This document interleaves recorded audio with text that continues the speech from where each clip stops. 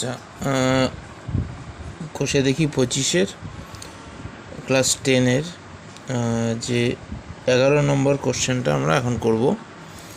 তো এই কোশ্চেনটাকে পড়ে নিই কী বলেছে।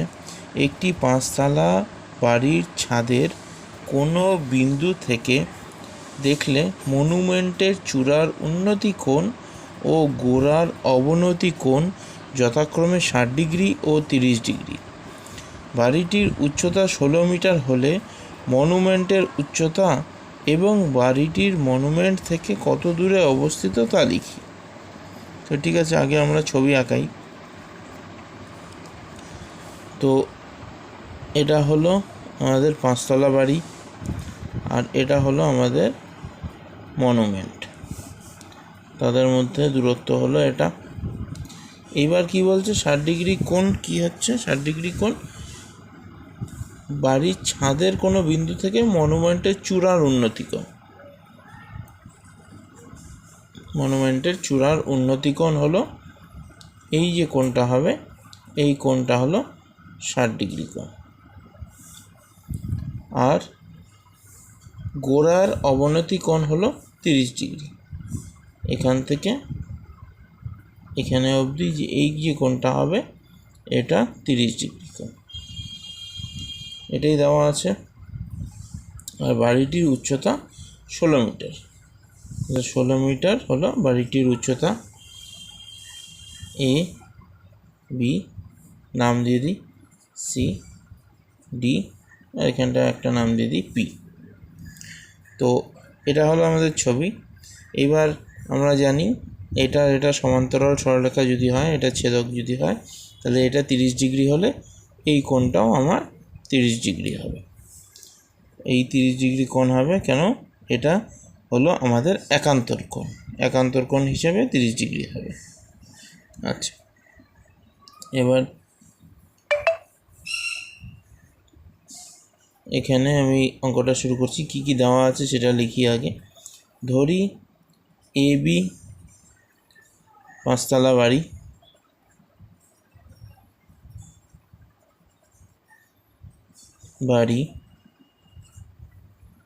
এ বি 5তলা বাড়ি। আর এ বি সমান সমান কী হবে? এ বি সমান সমান হলো আমাদের 16 মিটার।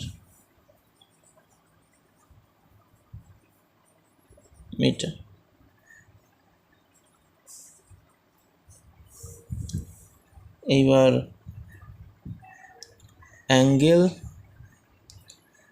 সিএপি 60 ডিগ্রি, যেটা হলো এ বির এ বিন্দু থেকে মনুমেন্টের চূড়ার বি বিন্দু পর্যন্ত উন্নতি কোণ। এ বি এর এ বিন্দু থেকে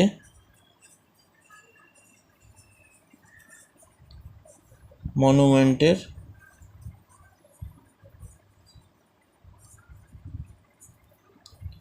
চূড়ার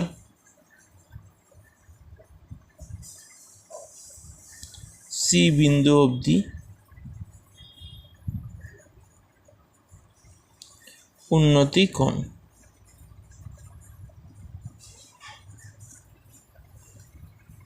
এইবার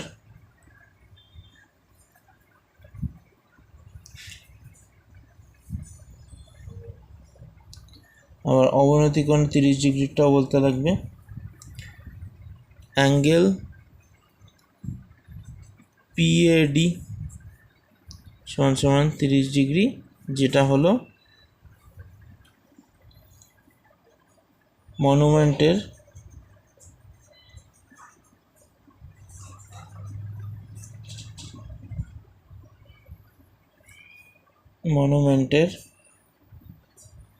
পাদদেশ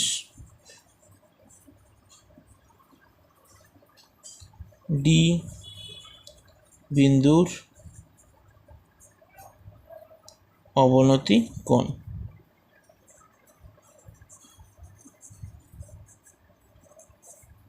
ডি বিন্দু অবনতি কোণ।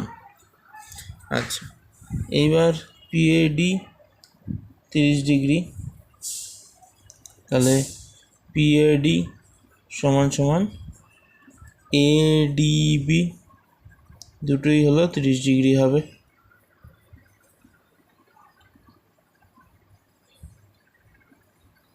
এবার ধরি সিডি বা আমাদের মনুমেন্টের উচ্চতা এক্স মিটার, আর বিডি দূরত্ব, বিডি ওয়াই মিটার। মানে যে দুটোকে আমাকে বের করতে হবে, মনুমেন্টের উচ্চতা আর বাড়ির থেকে মনুমেন্টের দূরত্ব। আচ্ছা, বিডি যদি ওয়াই মিটার হয়, এপিও ওয়াই মিটার হবে। বিডি, কারণ বিডি আর এপি সেম, তাহলে এখানটা লিখে দিই এপি সমান সমান বিডি। সুতরাং এবার সমকোণী ত্রিভুজ, এবার ত্রিভুজে চলে আসি। এ বিডি এই ত্রিভুজ থেকে পাই কি পাই? এবিডি ত্রিভুজ থেকে আমি বলতে পারি যে tan 30 ডিগ্রি সমান সমান এবি বাই বিডি।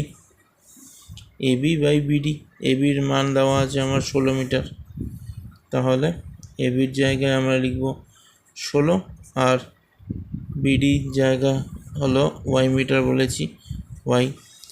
এবার tan 30 ডিগ্রি হলো 1/√3 16/y, বা y ইকুয়ালস টু 16√3 এত মিটার। এইবার এটা তো y বেরোলো 16√3 মিটার, y মানে দূরত্ব। এইবার আমি বের করব হলো মনুমেন্টের উচ্চতা কত। তাহলে মনুমেন্টের উচ্চতার জন্য আমরা কি করব? ত্রিভুজ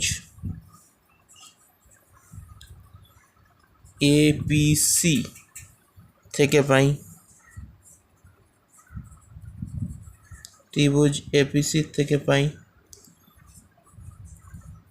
এপিসি এই ত্রিভুজটা tan 60 ডিগ্রি সমান সমান সিপি বাই এপি।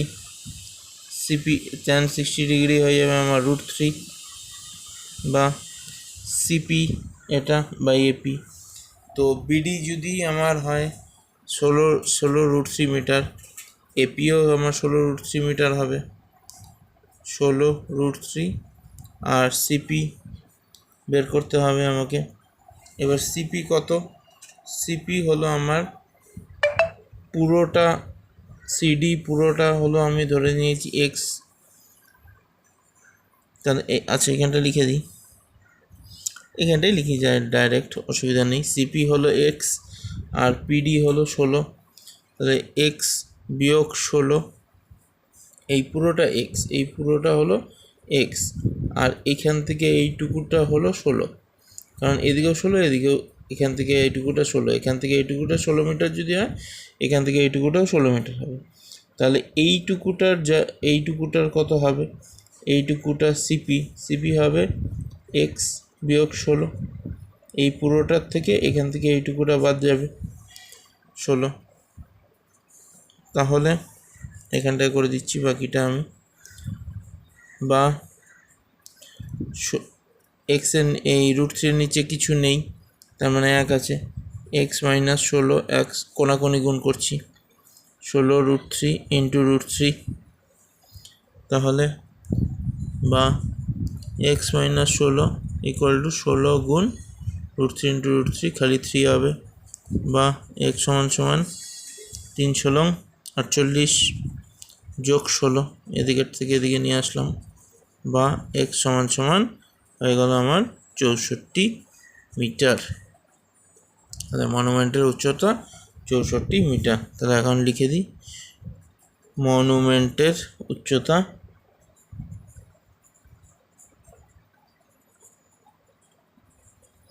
চৌষট্টি মিটার, এবং বাড়ি থেকে